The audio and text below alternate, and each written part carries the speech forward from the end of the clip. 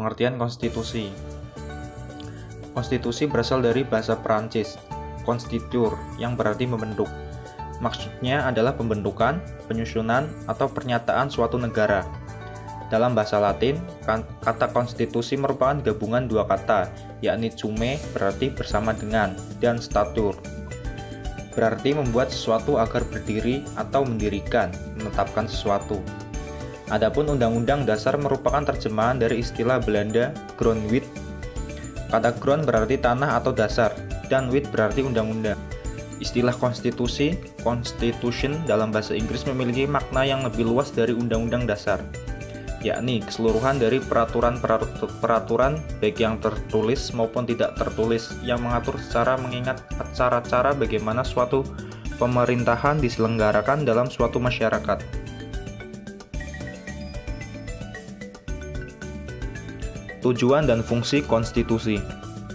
Tujuan konstitusi adalah membatasi tindakan sewenang-wenang pemerintah, menjamin hak-hak rakyat yang diperintah, dan menetapkan pelaksanaan kekuasaan yang berdaulat. Dalam paham konstitusi, demokrasi dijelaskan bahwa isi konstitusi meliputi sebagai berikut. 1. Anatomi kekuasaan. Kekuasaan politik tunduk pada hukum. 2. Jaminan dan perlindungan hak-hak asasi manusia. 3. Peradilan yang bebas dan mandiri. 4. Pertanggungjawaban kepada rakyat sebagai pokok utama dari kedaulatan rakyat. Keempat, cakupan isi konstitusi di atas merupakan dasar utama bagi suatu pemerintahan yang konstitusional. Sejarah perkembangan konstitusi. Konstitusi sebagai suatu kerangka kehidupan politik telah lama dikenal sejak zaman Yunani yang memiliki beberapa kumpulan hukum. Kota Athena mengartikan tentang konstitusi hanyalah merupakan suatu kumpulan dari peraturan serta adat kebiasaan semata-mata. Pada masa Kekaisaran Roma, pengertian konstitusi constitutiones mengalami perubahan makna. Ia merupakan suatu kumpulan ketentuan serta peraturan yang dibuat oleh para kaisar, pernyataan dan pendapat ahli hukum, kenegarawan, serta adat kebiasaan setempat selain undang-undang. Selanjutnya, pada abad ke-7 zaman klasik, lahirlah Piagam Madinah atau Konstitusi Madinah yang merupakan aturan pokok tata kehidupan bersama di Madinah yang dihuni oleh bermacam kelompok dan golongan, Yahudi, Kristen, Islam, dan lain-lain. Konstitusi Madinah berisikan tentang hak bebas berkeyakinan, kebebasan berpendapat, kewajiban dalam hidup kemasyarakatan, dan mengatur kepentingan umum dalam kehidupan. Konstitusi Madinah merupakan satu bentuk konstitusi pertama di dunia yang telah membuat materi sebagaimana layaknya konstitusi modern dan telah mendahului konstitusi lainnya di dalam meletakkan dasar pengakuan terhadap hak asasi manusia. Pada paruh kedua abad 17, kaum bangsawan Inggris yang menang dalam revolusi istana telah mengakhiri absolutis kekuasaan raja dan menggantikannya dengan sistem parlemen sebagai pemegang kedaulatan. Akhir-akhir revolusi ini pada 1789 meletus revolusi di Perancis. Kekacauan sosial di Perancis memunculkan perlunya konstitusi. Maka pada 14 September 1791 dicatat sebagai peristiwa diterimanya konstitusi Eropa pertama oleh Louis XVI. Sejak peristiwa inilah sebagai besar negara-negara di dunia, baik monarki maupun republik, negara kesatuan maupun federal, sama-sama mendasarkan prinsip ketatanegaraannya pada sandaran konstitusi. Sejarah lahir dan perkembangan konstitusi di Indonesia. Dalam perjalanan sejarah, konstitusi Indonesia telah mengalami beberapa kali pergantian baik nama maupun substansi materi yang dikandungnya. Perjalanan sejarah konstitusi Indonesia antara lain: 1. Undang-Undang Dasar 1945 yang masa berlakunya sejak 18 Agustus 1945 sampai 27 Desember 1949. 2. Konstitusi Republik Indonesia Serikat lazim dikenal dengan sebutan Konstitusi RS dengan masa berlakunya 27 Desember 1949 sampai dengan 17 Agustus 1950. 3. Undang-Undang Dasar Sementara UUDS Republik Indonesia 1950 yang masa berlakunya sejak 17 Agustus 1950 sampai 5 Juli 1959.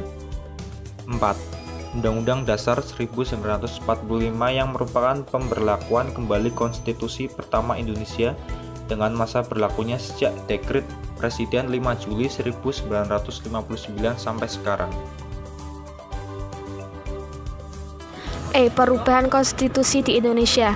Dalam sistem ketatanegaraan modern ada dua model perubahan konstitusi, yaitu renewal dan amandemen.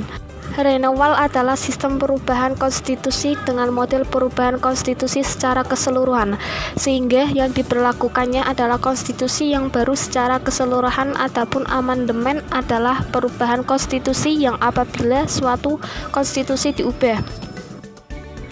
Menurut Budiarjo ada 4 macam prosedur dalam perubahan konstitusi, baik dalam model renewal dan amandemen, yaitu 1. Sidang badan legislatif dengan ditambah beberapa syarat. 2. Referendum. 3. Negara-negara bagian dalam negara federal harus menyetujui. 4. Perubahan yang dilakukan suatu konvensi atau dilakukan oleh suatu lembaga khusus yang dibentuk hanya untuk keperluan perubahan. Dalam sejarah konstitusi Indonesia telah terjadi beberapa kali perubahan atas UUD 1945.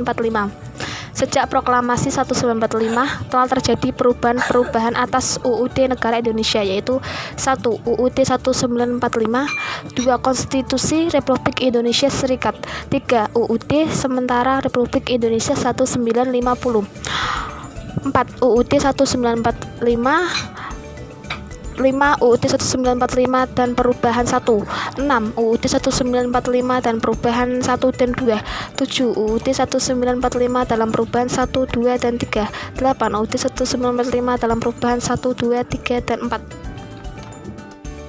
F. Konstitusi sebagai peranti kehidupan kenegaraan yang demokratis.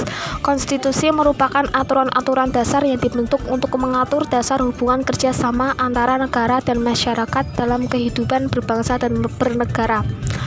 Ahmad Hamid At-Tamimi berpendapat bahwa konstitusi Undang-Undang Dasar adalah sebagai pemberi pegangan dan pemberi batas, sekaligus tentang bagaimana kekuasaan negara harus dijalankan. Dengan kata lain, negara yang memilih demokrasi sebagai sistem ketatanegaraan, maka konstitusi merupakan aturan yang dapat menjamin terwujudnya demokrasi di negara tersebut sehingga melahirkan kekuasaan atau pemerintahan yang demokratis. G. Lembaga kenegaraan setelah amandemen UUD 1945. Terdapat 5 unsur penting yang disepakati oleh panitia ad hoc perubahan UUD 1945, yaitu 1. Tidak melakukan perubahan atas pembukaan UUD 1945. 2. Tetap mempertahankan eksistensi Negara Kesatuan Republik Indonesia. 3. Mempertegas sistem pemerintahan presidensial. 4. Meniadakan penjelasan UUD 1945 dalam hal-hal normatif dalam penjelasan dimasukkan dalam pasal-pasal. 5. Perubahan dilakukan dengan cara penambahan posisi masing-masing lembaga setara, yaitu sebagai lembaga tinggi negara yang memiliki kaitan satu sama lain dalam menjalankan fungsi check and balance antar lembaga tinggi. Lembaga-lembaga tersebut dikelompokkan dalam kelembagaan legislatif, eksekutif, dan yudikatif. 1. Lembaga legislatif, MPR, DPR, dan DPD. 2. Lembaga eksekutif. Lembaga tersebut terdiri dari kepala negara seperti raja, perdana menteri atau presiden beserta menteri-menterinya. Tugas utama lembaga eksekutif adalah menjalankan undang-undang. 3. Lembaga yudikatif. Kekuasaan yudikatif berpuncak pada kekuasaan kehakiman, yakni Mahkamah Agung dan Mahkamah Konstitusi.